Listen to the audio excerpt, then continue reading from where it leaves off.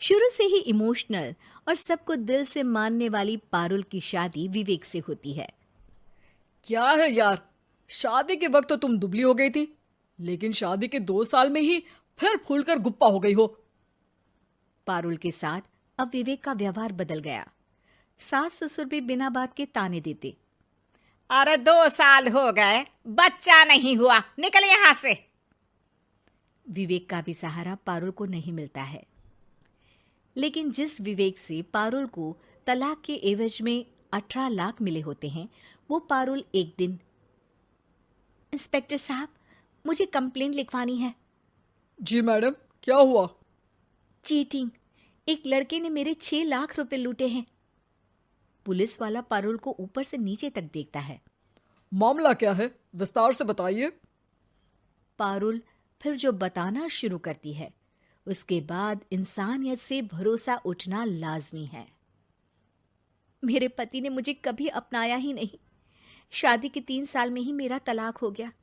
मैं नहीं चाहती थी कि मैं उनसे एक भी पैसा लूं, लेकिन वकील और मेरे माता पिता ने उनसे 18 लाख की रकम ली। फिर क्या हुआ? क्या वो पैसे उसने वापस ले लिए? नहीं, उन्होंने तो उसके बाद मुझसे कभी कांटेक्ट भी नहीं किया। फिर? किसी डेटिंग साइट से मुझे आनंद नाम का एक लड़का मिला। उसके साथ मुझे लगा कि मैं दोबारा जिंदगी बना सकती हूँ।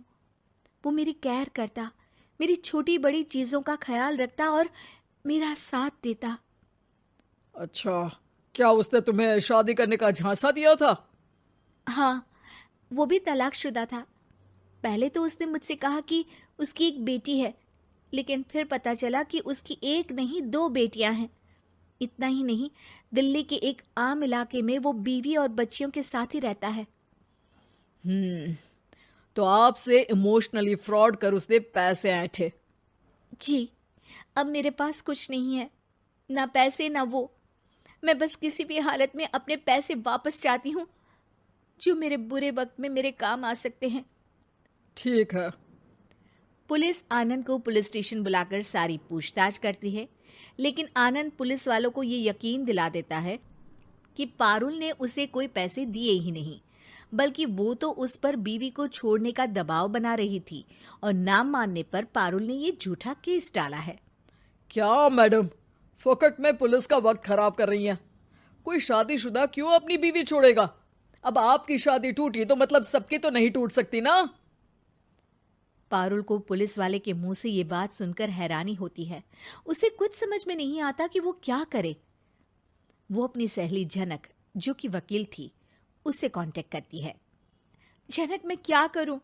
मैं कैसे पुलिस को यकीन दिलाऊं कि आनंद ने मेरे साथ न सिर्फ शारीरिक और मानसिक चीट किया है, बल्कि आर्थिक तौर पर भी वो मुझे खाली कर गया है। अब वक्त झनक का था।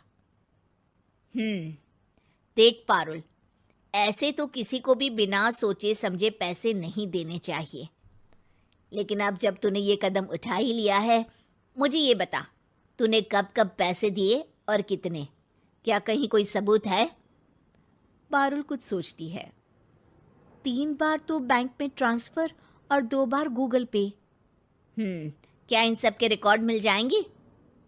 हाँ, क्यों नहीं, मैं बैंक से सब निकाल लाऊंगी।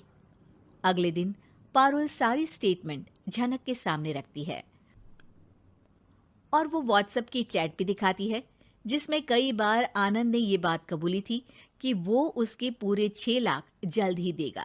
झनक अब पूरा केस लेकर पुलिस के पास जाती है और मामले को क्राइम एक्ट के तहत पूरे सबूत के साथ दर्ज करा आनंद की गिरफ्तारी की मांग करती है। पुलिस आनंद को लेने जैसे ही उसके घर जाता है, उसका सारा मामला बीवी और बच्चों के सामने खुल जाता है। पुलिस स्टेशन में पारुल को देखकर आनंद भड़क जाता है। ओह, तो बहुत होशियार बन रही हो तुम। ये झनक है ना तुम्हारी बचपन की सहेली? बताऊं सबको तुम्हारे बारे में? सब है मेरे पास, वो फोटो, वो वीडियो, तेरे भाई का नंबर भी है। 6 लाख क्या, अब 1 रुपया भी निकाल कर दिखा दे। वो पुलिस स्टेशन में जोर जोर से चिल्ला रहा था कि तभी पुलिस के एक सीनियर ऑफिसर को गुस्सा आ जाता है। क्यों चिल्ला रहा है? अब तो सारे सबूत है तेरे खिलाफ। ऊपर से यहां चिल्ला चिल्ला कर तूने खुद को तो गड्ढे में धकेल दिया है। जल्दी बता, लड़की के पैसे लौट आता है या फिर? आनंद डर जाता है।